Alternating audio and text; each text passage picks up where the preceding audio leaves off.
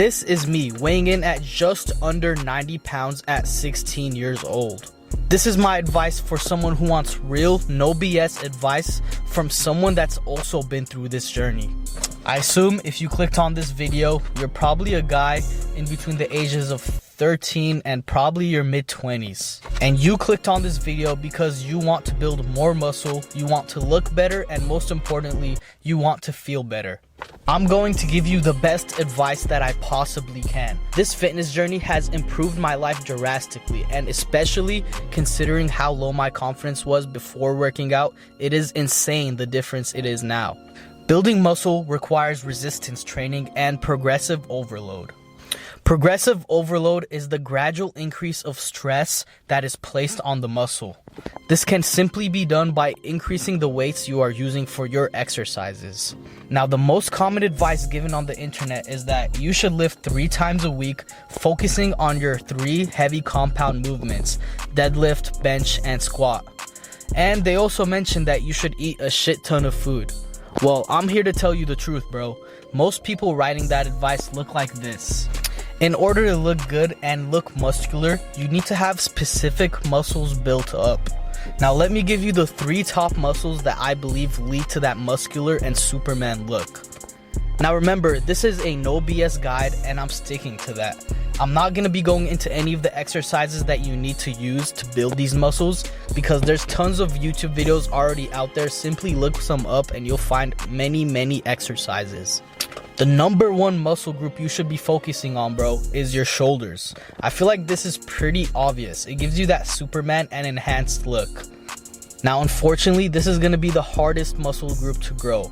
Most people have extremely undeveloped shoulders, and that is just a genetic weak point for almost the majority of the population.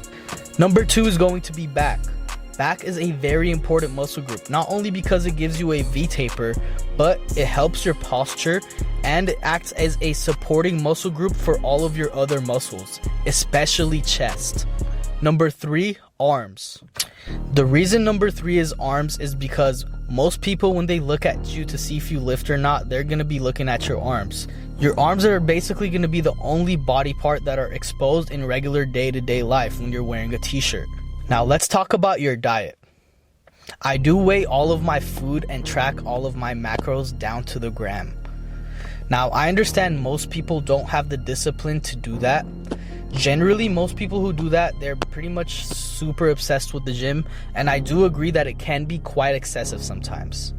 So if you're not that obsessed with the gym, I just recommend you get a general knowledge of how much calories are in certain food groups. That way you can easily estimate your calories and your protein just on the go.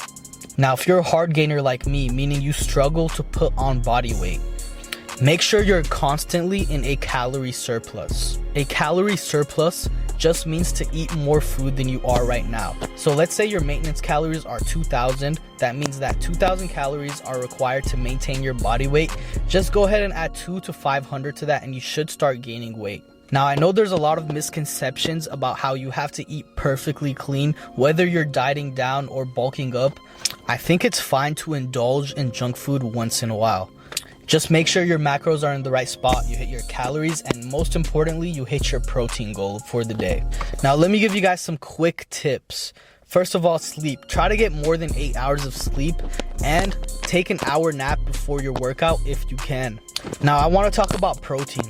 The basic rule for protein is that you should be getting in 1 gram per pound of body weight, but honestly, I have seen a huge benefit from increasing that. I usually eat around 2 grams of protein per pound of body weight instead, and I can definitely tell the difference. Now, supplements, I'm gonna just list out some supplements that I personally take: creatine, L-carnitine, vitamin D, and that's basically it, man. L-carnitine is not a very popular one, but look into it and you will see how good it is. Anyways, that's gonna be it for today's video, boys. Make sure to subscribe. Maybe I might make a part 2 to this video. Comment down below what other videos you guys want to see me next. Peace.